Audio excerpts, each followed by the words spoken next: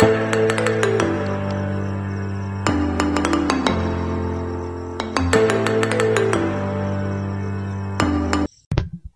the following content may contain elements that are not suitable for some audiences. Viewer discretion is advised.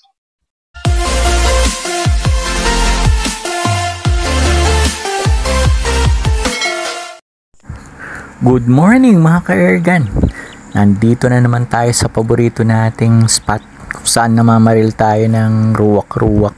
Bali, pangatlong balik na natin dito. 2 weeks ago nung huli tayong namaril. Hopefully may madali tayong pang-ulam ngayon. May mga ibon pa rito. Ang magiging problema na lang natin kung paano natin sila makikita. Bali, ang magiging diskarte natin, lagyan natin yung speaker malapit dito sa part na bakante, walang tanim, para makita natin pagka lumapit. Pagka ganitong mataas na yung palay, napaka-importante ng precision para walang masayang doon sa mga bibirahin natin. Naayos na natin yung taguan mga ka-Airgun. Pinaikutan lang natin ng talahib. May mga nakaputol na rito dahil nagtatabas yung mga magsasaka. Kaya di tayo nahirapan. Ready na rin yung laruan natin. Nasiro na natin yan bago pa man tayo nagpunta dito. Mamaya ipapakita ko yung patama mga ka-Airgun. Maglagay tayo ng speaker doon sa itaas ng pilapil. Yan yung speaker na ginagamit natin 4 years na. Pero okay pa rin, 6 to 8 hours. Hindi siya nalulubat.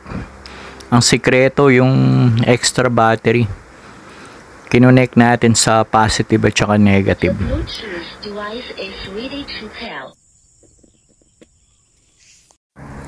Nakaset na yung speaker natin dito sa taas ng pilapil. Di natin pwedeng ilagay sa ibaba dahil may tubig. Diyan sa may akasya na yan, diyan ang gagaling yung mga ibon. Sana mapalapit natin sila pagka tumunog ng speaker. Diyan sa may taas ng pampang ng sapa natin nilagay yung taguan natin para tanaw natin yung mga ibon dito.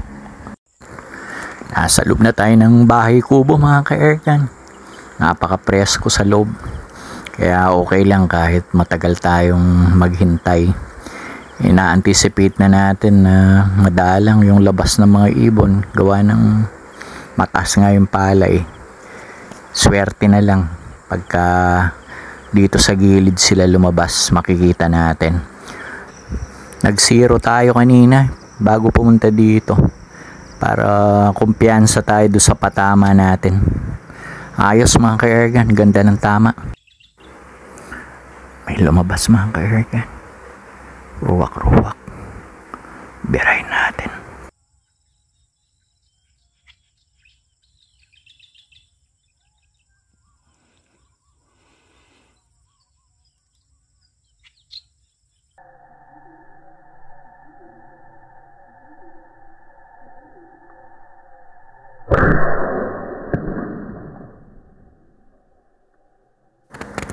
Boom! Sa pool mga ka-Airgun, pero nakatakbo pa. Hanapin natin mamaya. May mga maaligid na wild duck mga ka-Airgun, oh. Dalawa, ang lalaki. Doon sa may palay. Sa malayo sila dumadapong. Sana swertihin tayo. Dapuan tayo dito sa malapit para naman makatikim tayo ng pato. May whiz mga ka-Airgun, ang laki.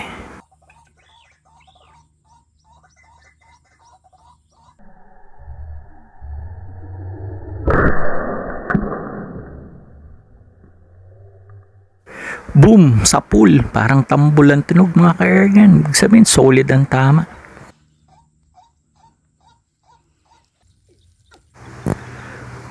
$30 na tayo naghihintay mga ka-Airgun. Yan ang lumalabas, oh. Bakaw. Mga ibon na hindi natin binabaril dahil payat. Isa pa yan, oh. Tawag dito sa amin sabukot.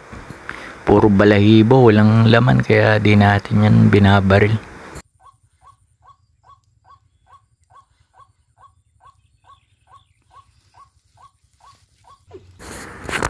May dumapong kanugtog mga ka-Airgun, ang laki.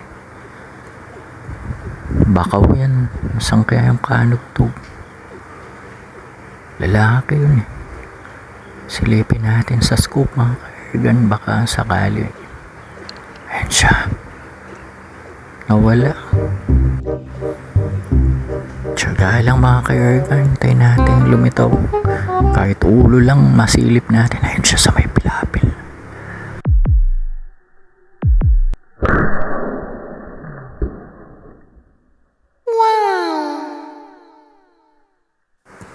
Boom! Ang lupit ng tama mga ka-airgun.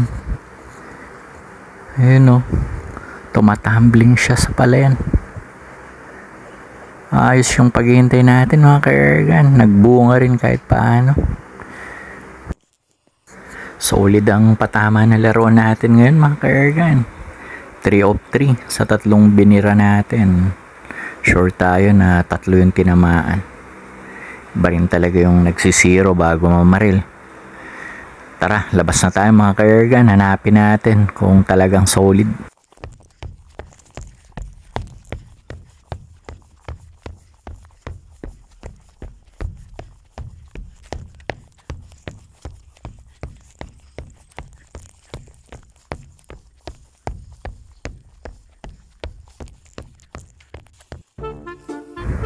Off muna natin yung speaker bago tayo mamulot. Ito yung exciting part mga ka-airgun. Hindi natin alam kung mahanap natin yung mga tinamaan natin. Pero positive ako na solid yung tama eh. Hindi naman siguro magagalit yung may pali. Ayun oh. Yun yung whiz mga ka-airgun oh. Ang laki. Ang bigat oh. Bilog na bilog yung katawan. Kaya lang medyo nanigas na. Yung ruwak-ruwak naman ang hanapin natin. Yung una nating binaril. Dito banda tumakbo yan. O ayan mga ka-airgun. Sa tagal ng paghihintay natin, matigas na yung ruwak-ruwak. Parang nalagyan na ng formalin no? Pero lalambot yan mamaya pagka ginatungan na natin. Puntahan natin yung kanugtog. Tagal nating hinintay yan bago natin nakita. Nagkalat yung ketchup sa palen mga ka-airgun no? Solid ang tama sa leg. Natsambahan natin. Ang laki nito mga ka-airgun. Bigat. Kalahating kilo. Para tayong nakabaril ng isang dumalagang manok. Ayos, sulit. Yung paghihintay natin. Sana wag mapansin ni Lolo yung ketchup. Ayun, ang dami. Nagkalat.